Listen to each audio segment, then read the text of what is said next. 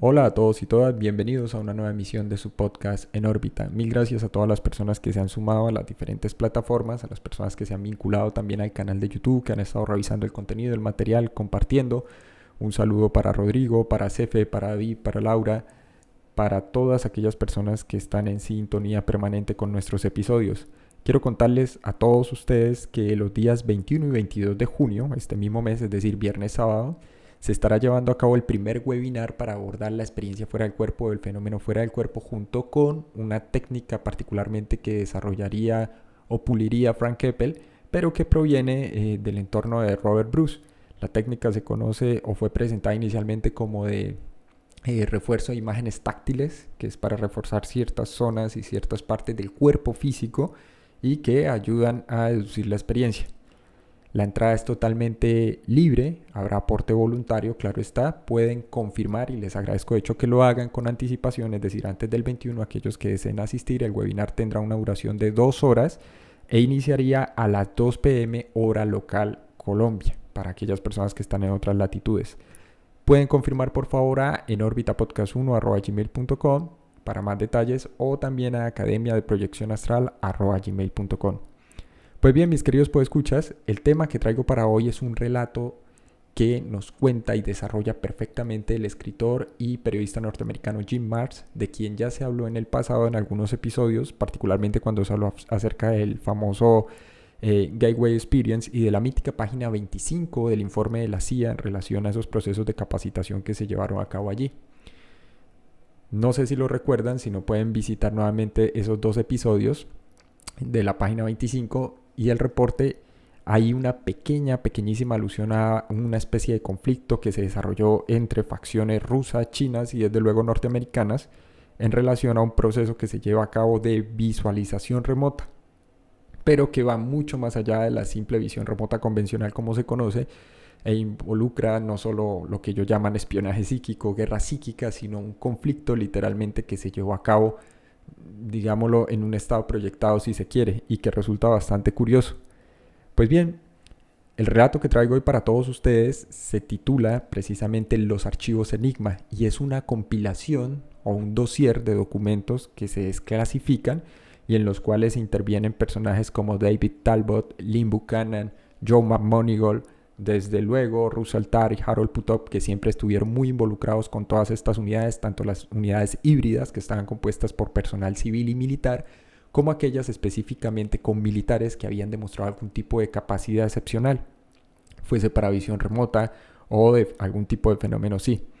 Lo curioso y lo interesante es que en estos archivos Enigma se compila y se desarrolla perfectamente cuál fue la génesis o el origen de ese enfrentamiento, particularmente que involucró a unidades de inteligencia del gobierno norteamericano con unas facciones de lo que llamaron los norteamericanos extrasensores y que estaban haciendo un seguimiento de actividades y que estaban muy interesados en ver cómo se estaba desarrollando a cabo todo el programa de guerra psíquica por parte de los Estados Unidos. Lo que hace el mismo Jim Marrs al final es decir, bueno, hay demasiada desinformación, hay censura en relación a esto. Considero que más allá de los meros objetivos del espionaje tradicional y de la recolección de datos e inteligencia, como lo concibe digamos, las diferentes unidades del ejército, es necesario que la población civil, la población norteamericana particularmente según él, tenga acceso a esta información y sepan qué fue y qué es lo que se ha hecho hasta la fecha. El mismo Marrs afirma, todo comienza con mi descubrimiento acerca de una capacidad psíquica denominada visión remota o RV.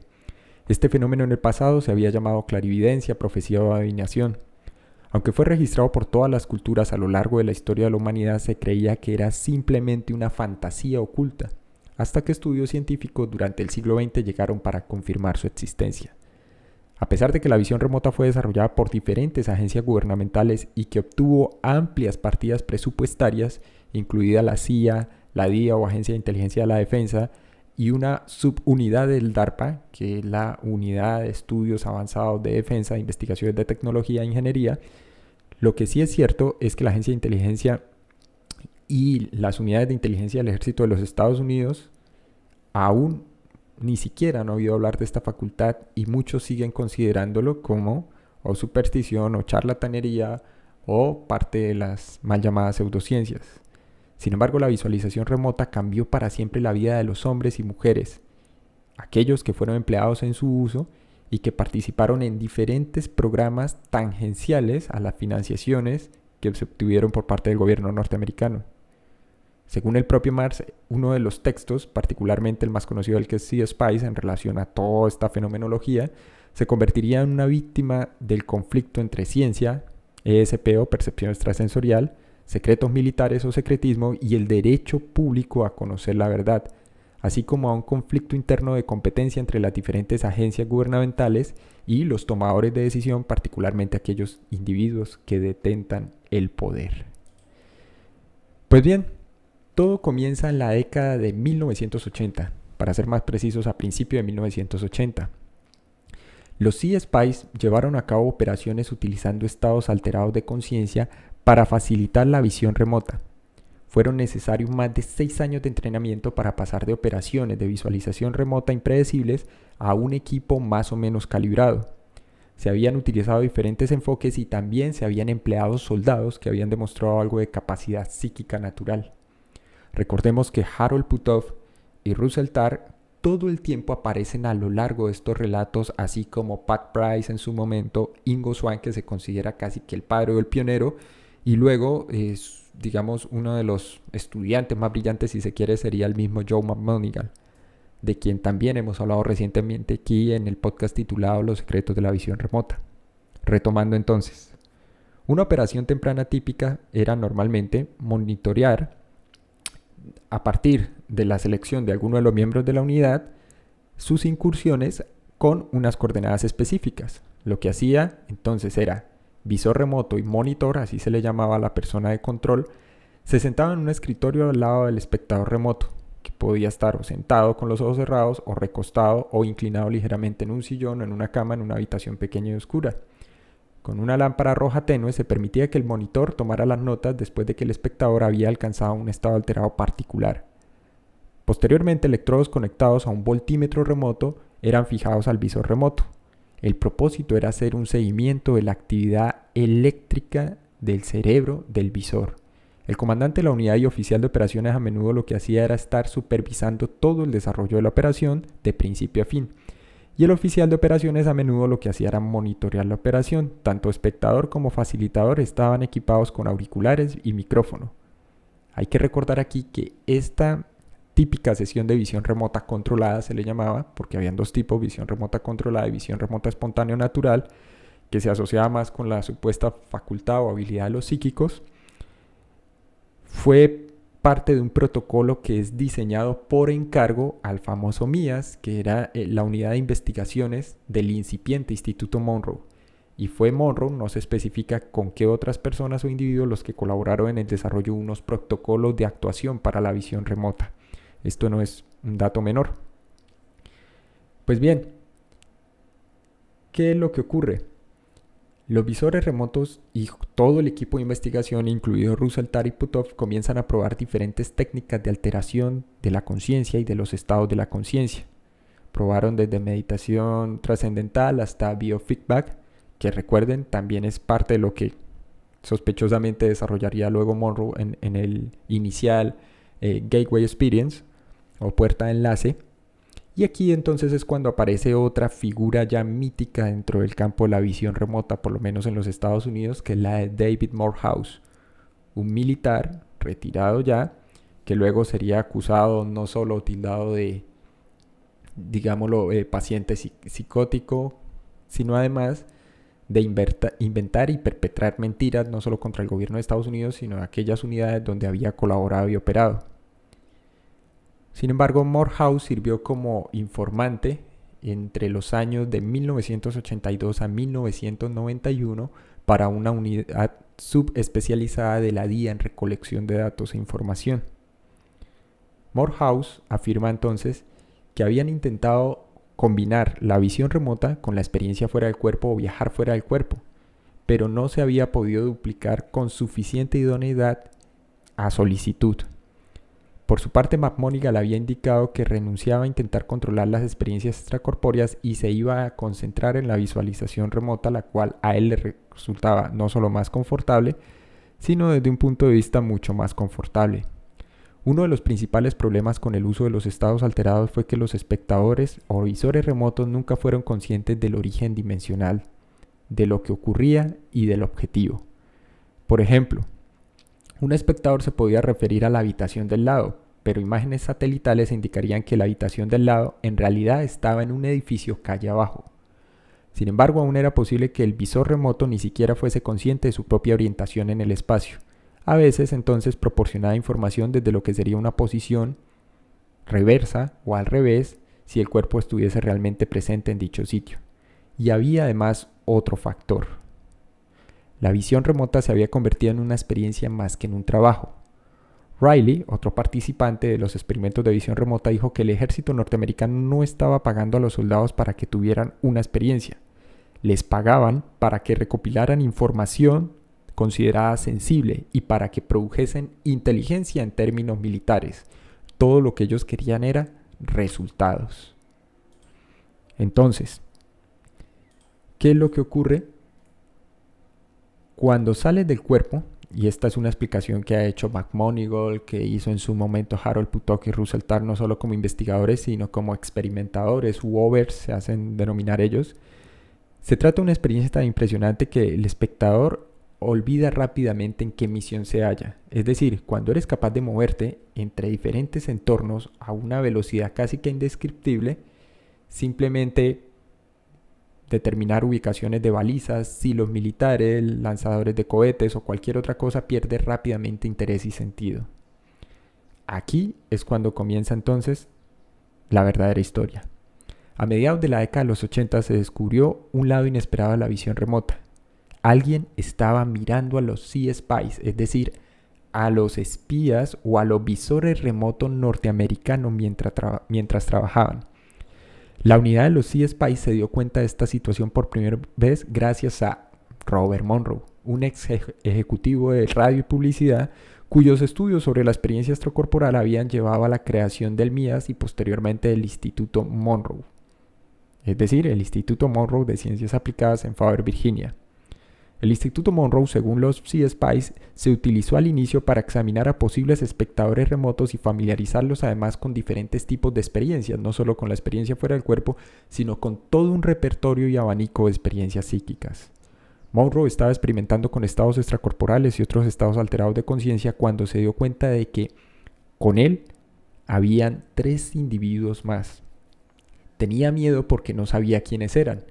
Uno de estos 3 era una mujer que parecía particularmente poderosa en términos de lo que Monroe describía como una sensación energética avasalladora, y estaban tratando de sondear la mente de Monroe.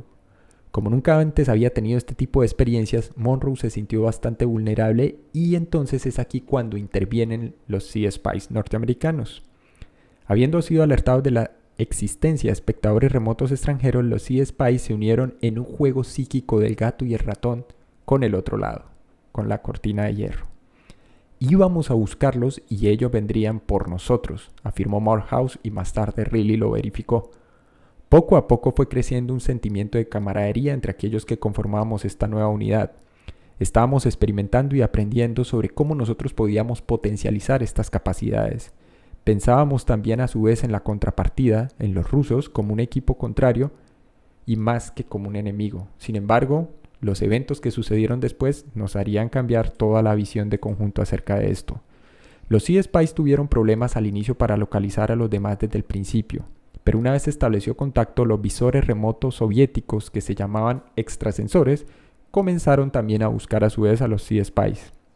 En esa época, Sea Spies versus extrasensores estaban muy y fuertemente vinculados al control por parte de los Estados Unidos y a lo que los espectadores habían aprendido sobre el equipo soviético.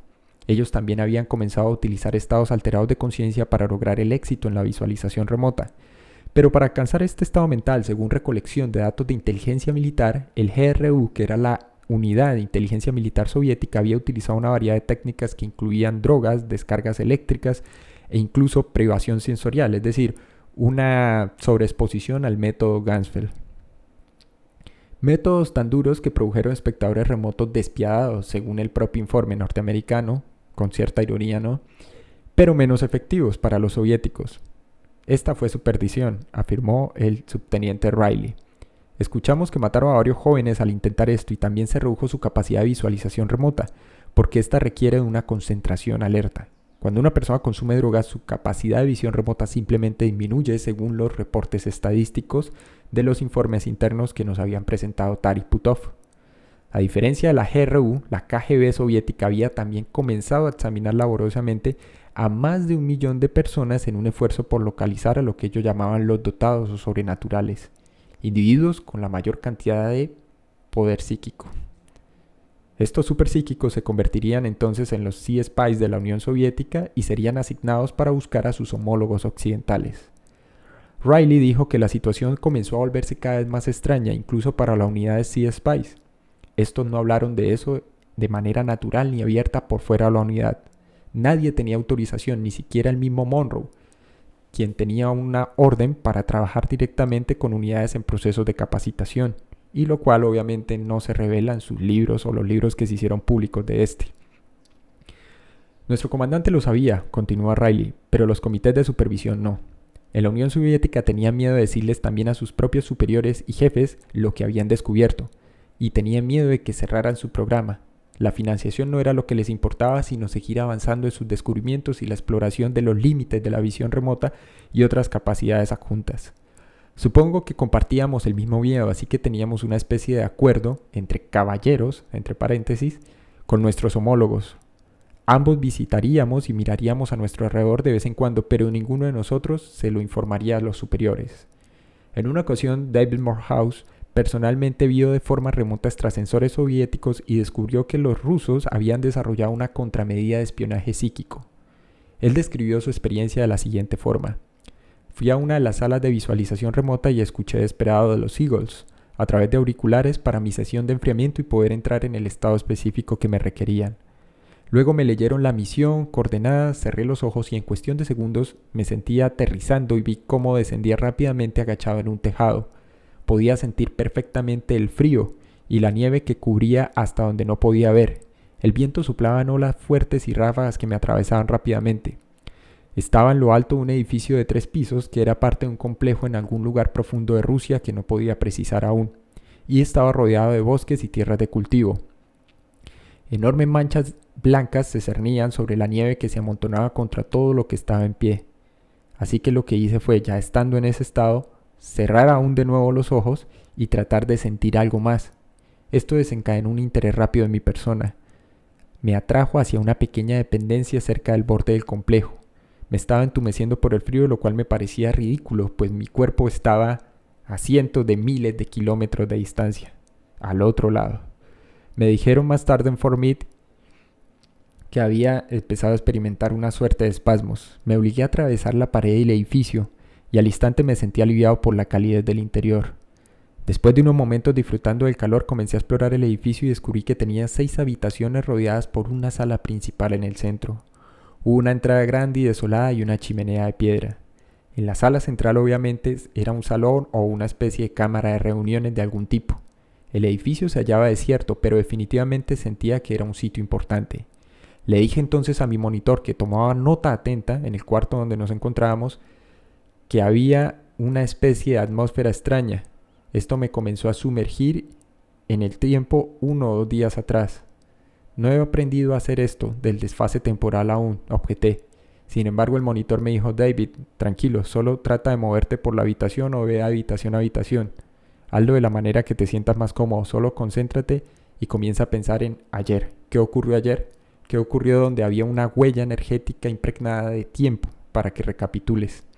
Así que me concentré y al principio no pasó nada, me sentí frustrado. Sin embargo, volví a hacerlo y entonces vi a un hombre sentado en un escritorio en el pasillo cerca de la entrada principal. Este leía un periódico. Comencé entonces a tener unas extrañas sensaciones y vi que se trataba de un individuo cuya vida ya casi terminaba y había recuerdos de tiempos pasados que estaban empañados por la edad y el vodka. Dejé al hombre en paz y seguí adelante por el pasillo. El hombre no había estado allí antes, así que supe que había cambiado en el tiempo, había logrado el desfase. Me concentré de nuevo, pensando en moverme en el tiempo, y el mundo empezó a moverse en reversa. Es una sensación difícil y extraña de explicar en palabras. Lentamente al principio, pero luego ganando cada vez más fuerza. Se movió cada vez más y más rápido hasta que todo se convirtió en un caleidoscopio de colores y de velocidad. Me mareé y caí de rodillas. Disminuí la velocidad y todo estaba bien de nuevo. Escuché decir al monitor: levántate, David, ¿qué haces? Había gente trabajando en sus escritorios. Algunos hablaban por teléfono, otros simplemente hacían trámites y otros hablaban entre sí. Las oficinas parecían ser de carácter administrativo y no aptas para visualizadores o visores remotos, o en este caso, los extrasensores. Pero sentí una fuerte sensación de calor. El calor me interesó y comencé a hacer bocetos de lo que estaba viendo, pero también comencé a tener problemas para doblar las piernas y mover la cabeza. Esta sensación comenzó a hacerse cada vez más fuerte a medida que me acercaba a un dispositivo pequeño, plano, parecido a una extraña caja que estaba montado en lo alto de una pared.